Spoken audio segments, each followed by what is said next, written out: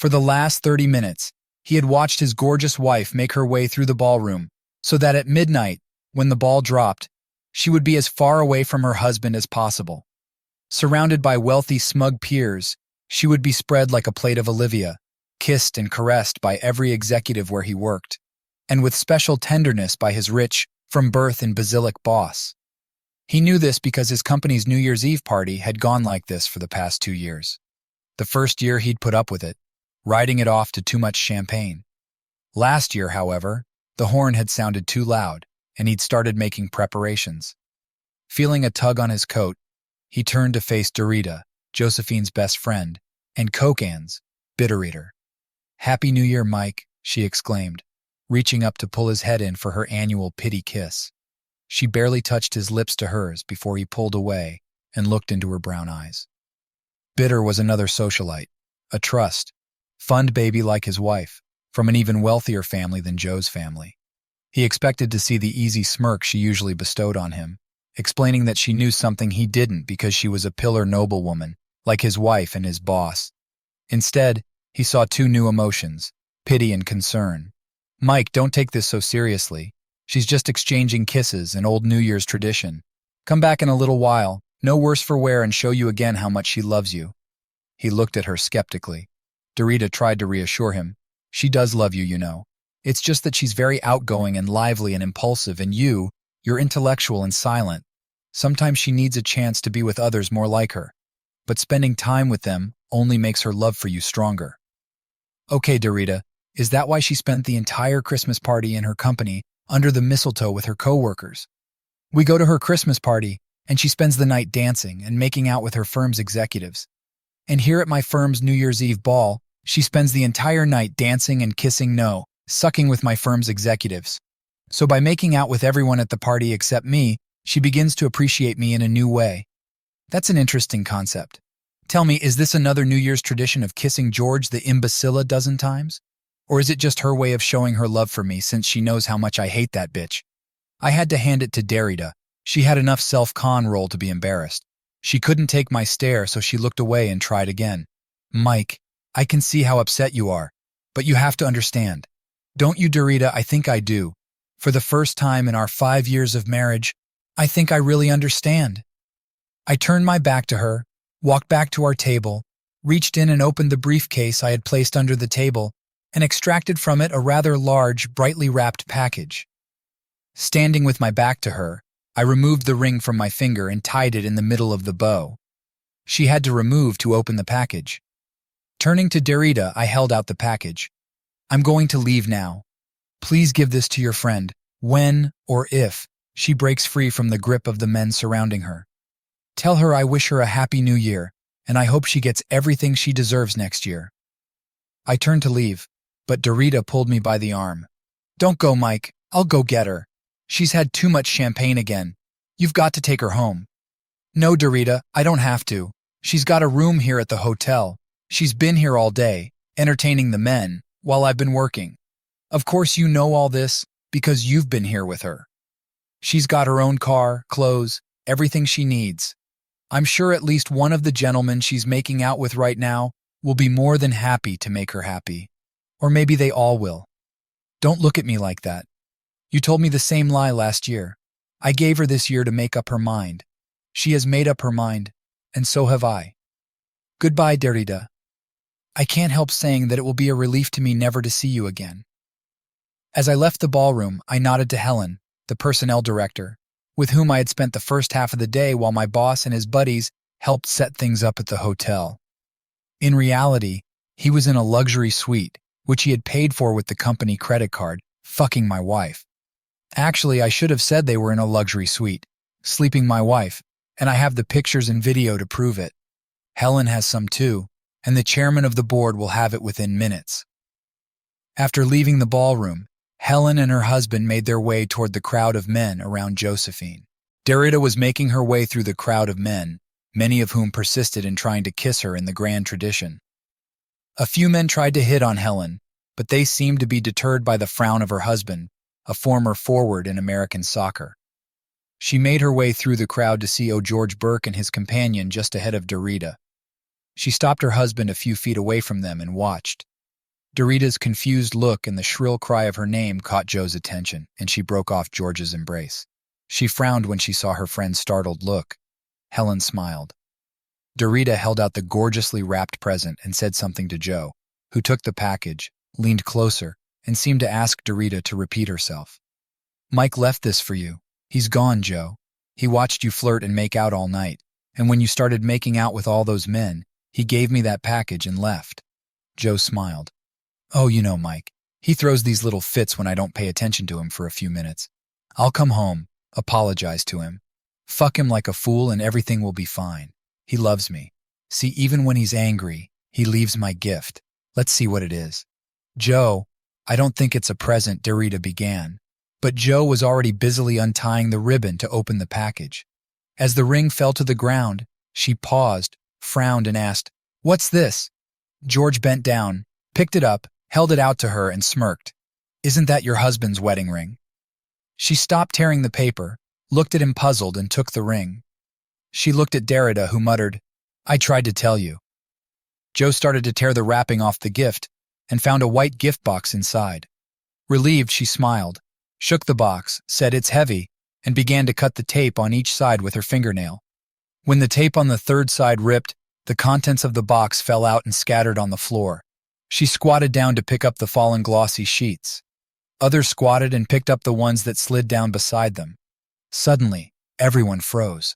Joe's eyes widened and she screamed, "No!" That shout caught the attention of those around them, and more people came into their circle. Dorita's eyes widened incredulously too. She looked up and saw the look of horror on George's face. He picked up a glossy 20x30 cm color photograph from the ground that lay at his feet, pressed it against his expensive suit, and involuntarily shouted, "What the fuck, Joe?" Not enough to be heard by everyone in the vicinity.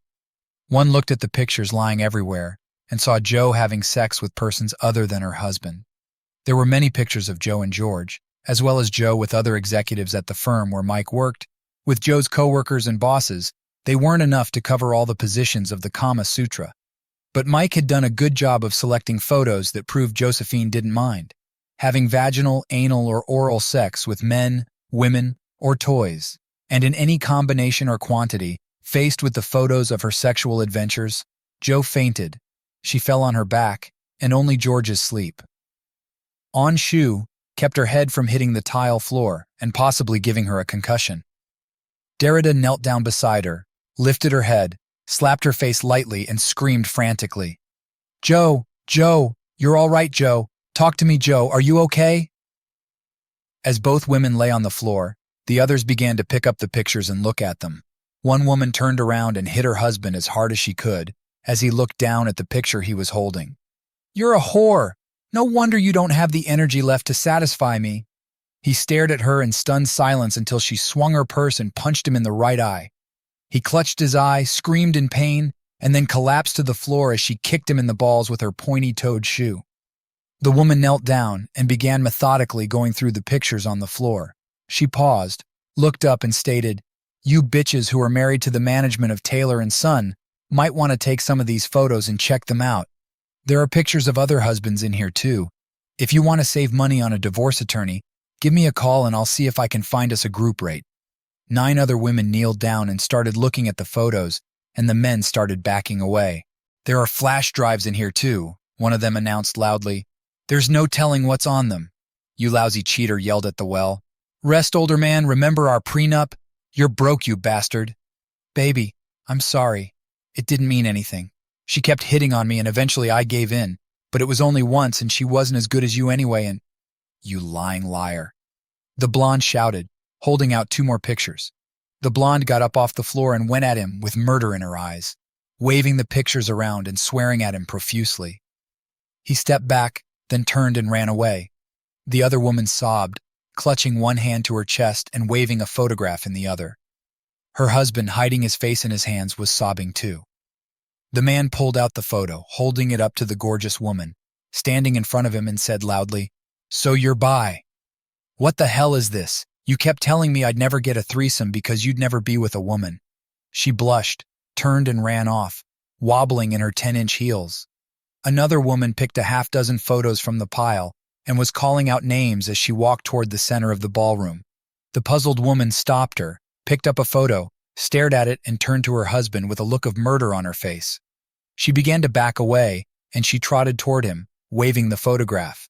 This scene was repeated 5 more times, and each time the victim's companions were struck in the ears and eyes. Asterisk, asterisk, asterisk.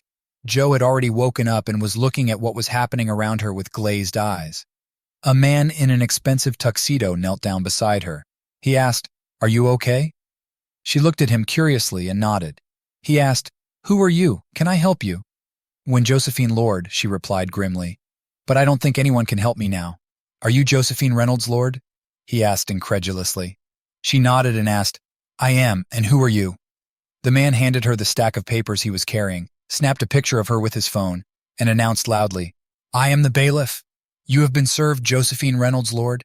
These documents and the accompanying photographs and videos prove the adultery alleged in Michael Morris Lord's divorce petition." He turned to the large group. "Ladies, gentlemen, if you haven't had time to look at the photos, just order a copy of the divorce papers, which are public records available online. It lists the names of all the people Joe SWB has had sex with in the last year, along with where and when. For a nominal fee, I can provide a link to Joe SHB website that fully describes her exploits since January 1st of last year. If you would like to review these to determine if your husband or wife has been involved in a steamy 3-way, 4-way, or more sexual relationship with a SHB, you can contact me online at cheatingspousepi.com, and for a nominal fee, a link to her site will be provided. For an additional fee, I can provide digital copies of the participants' actions. You will find such evidence very useful in court. I look forward to hearing from you." He bowed deeply and walked away, leaving tears, fear, and panic behind him. Hell would apparently be waiting for him for this stunt, but he was very, very well paid for it. Besides, this was New York, and his office was in New Jersey, where his family was very influential. Joe was still holding the divorce papers in her lap, reclining in her friend's arms, her mouth open in bewilderment. She looked at the faces gathered around her and saw hatred, pity, anger, and anxiety. The inevitable admiration, lust, and envy she had known all her privileged life was completely absent, and the enormity of her loss and shame was finally apparent. She clung to dare to again and buried her face in her friend's chest, sobbing inconsolably. George Taylor ordered his minions to pick up those damn pictures and burn them. Being directly at Helen, he ordered, "I want a letter of reprimand to Mike Lord on my desk on Monday with the dismissal papers underneath." With a neutral expression on her face, Helen stated, "I'm sorry, Mr. Taylor, but Mr. Lord resigned this afternoon. He gave 2 weeks' notice, used the vacation you signed last week, took all his supplies and materials, and left the building. I will not accept his resignation. I will fire him after reprimanding him. He will never work in this business again. Sorry again, Mr. Taylor, but he met with the chairman of the board before he left, and your father accepted his resignation. Mr. Lord already has another job with one of the firms he consulted with. With your written permission, sir." Taylor's face was so red that listeners and onlookers feared he was going to have a stroke as he muttered loud curses at his father and Mike Lord. Helen and her husband watched his embarrassment with glee, clasping each other's hands in delight, naturally maintaining a neutral expression. Mike Lord was driving from New York in a brand new 4-wheel-drive Chevy High Country, Suburban with a 6-2-liter turbo diesel engine ordered over and above the standard equipment. He had specifically ordered the SUV in the fall as soon as the new models became available, and he had it delivered yesterday. The navigator said it would take 24 hours and 32 minutes to get to his new home in Austin, Texas, on the route he had chosen. He knew it would actually take the better part of a week, because the country boy from Idaho was going to absorb the culture of the rural states. He was about to drive through. Once he got to Virginia, he intended to forego the main highways, take the country roads that John Denver sang about, and visit the small towns in the Carolinas that Mary Chapp and Carpenter sang about. He was going to taste the homemade jellies and jams sold at roadside stands and small local stores, and eat where the locals ate away from the highways and the rushing, bustling people and the lifestyle he had grown to hate. Their checking and savings accounts were separate. But not until after he bought his SUV, since she had earned 10 times as much throughout their marriage and $880,000 car would do little to even the score, but he was happy to use at least some of her money to buy it. Under the terms he'd offered, he would keep his investments and retirement funds, and she would keep hers. He'd leave her the penthouse and no claim on her trust fund if she accepted his generous terms and signed the divorce papers within 10 days. The radio was tuned to Sirius XM Best Traditional Country Music Station, the Roadhouse. Joe hated country music almost as much as he hated retro music, so the next station would be classic vinyl. He was his own man now, not the ignorant cuckold she'd made him out to be for at least 2 years. He'd taken his life into his own hands when the New Year's ball dropped last year and had spent the entire year getting his thoughts together. Perhaps Taylor & Son would survive his departure, but he highly doubted it. Getting under George's inept leadership and stripped of the many design improvements and patents Mike had brought to the company over the past 5 years. He expected it to collapse within a year or two. He smiled at the thought, knowing that his work had generated over half of the new sales and profits in the previous year, and that he had the best designs and design improvements ready to go as soon as his new company could get up and running. Oh, his old boss, the current chairman of the board and George's dad, Randolph Taylor, would probably sell the business before it collapsed. But George would be exposed as the inept charlatan he was before that happened. The thought of that made him smile. Tonight, he had made George and his own whore wife look like immoral and unprincipled scum of society. Over the next year, he would expose George's ineptitude as a businessman when his new company would crush his old one like a bug that had just been smeared on the windshield. Thinking about it made him smile. He wouldn't mind being a bug on the wall, witnessing when Josephine's parents found out about his antics at the ball. Helen had already called him to tell him how wonderful everything had turned out. The fact that she had scattered the pictures all over the ballroom was beyond his wildest dreams, even though he had purposely made the box so that it would fall apart when the film was cut on 3 sides. Her parents had looked down on him from the beginning and were dismayed when their precious, perfect daughter decided to marry him. After all, he didn't even have an Ivy League education.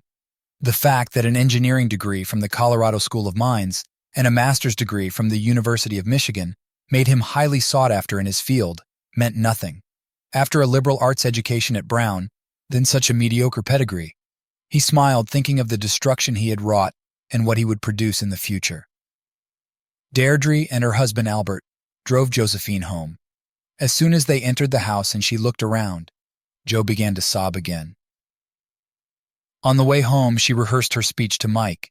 She had to explain that her affairs meant nothing to her and were not hurting their marriage. It was just a vacation, or an attempt to influence decisions that concerned her and Mike to make their lives better. His recreational sex only helped them, she explained. It brought her libido back under control when it raged, and she learned things she used to pleasure her husband to diversify their love life. It sounded ridiculous even to herself, and she knew Mike wouldn't buy it. Truth be told, he was a real stickler for marriage vows. Even talk of swapping partners or role-playing with others infuriated him. Why then did she think he'd buy the crap she was going to sell him? Deep down, she knew her marriage was burnt out, but when she walked into their apartment and found all his stuff gone, she realized she'd fallen into a hole she'd dug herself. She sank to the floor, crying bitter tears and cursing her own arrogance. She had no ready explanation for her actions because she never believed she would be caught. And if she was, she would convince her sweet, naive husband to forgive her. For 3 years she had been successful, and tonight he burned both her marriage and her reputation to the ground. The week went by quickly for Mike. He cloned his SIM card before tossing the old one into the dirty city snow so he could initiate contact, but no one could interrupt his journey through the Old South to his new home in Texas. The emails he customized were sent out all week. Spouse after spouse received an individual email with an attachment, and marriage after marriage was burned out. The thought of this result brought a smile to Mike's face. The letter to Deirdre's husband had been mailed yesterday. Thinking about Al's response made Mike smile broadly. Joe was responsible for her own actions, but Deirdre's account of the pleasure of her personal experience as a slut, her friends' entreaties to share the joy by spreading her legs had really influenced Joe's decision. It was day 4, and back in New York. Deirdre and Joe were sitting on the couch in their apartment. It was now their apartment because Al had kicked Deirdre out after receiving an email and watching a video. It contained 5 snippets of sexual activity and an enlightening conversation with Joe in which they described their conquests and pleasures and listed their lovers by name, occasionally laughing at their clueless husbands. Albert forwarded copies of this conversation to each of the wives of the named women, if he knew them, and he knew most of them. The fire was spreading, and Albert smiled as he watched the flames. Things were no better for George. His father had fired him and disinherited him. In fact, he had fired all the senior executives who were responsible for the firm getting a black mark because of their actions, and was acting CEO, while his new VP of Talent Development and Attraction, Helen, recruited top executives from all over the world. Think past the Martin Luther King Boulevard exit and prepared to turn onto Cesar Chavez Street. As he drove past the Austin Convention Center, he saw Lady Bird Lake on his left, crossed Congress Avenue, and pulled up to the exclusive high-rise apartment. His new company was providing at 70 Rainey. The rent on the apartment was paid 6 months in advance, giving him time to find the house with the trees and lawn he'd longed for. Once he was settled, he would buy a dog and start looking for a new companion who would be reliable and who would enjoy setting up house for him and their children. His new partners have already planned a barbecue at which they will introduce him as recently divorced and promised. There will be plenty of eligible women there. Meanwhile, in New York City, the fire continued to rage with exposed spouses, throwing others under the bus, and abusive spouses sharing what they knew about other abusive spouses. Helen kept Mike in the loop. He contemplated the ever-expanding flames of the great New York fire he had lit and smiled. The more he heard, the more excited he became that he was GTT. Gone to Texas? Gone to Texas? Subscribe to our channel, listen to the next story, because this story is nothing compared to the next one if you're under 18. Don't even think about listening to the next one.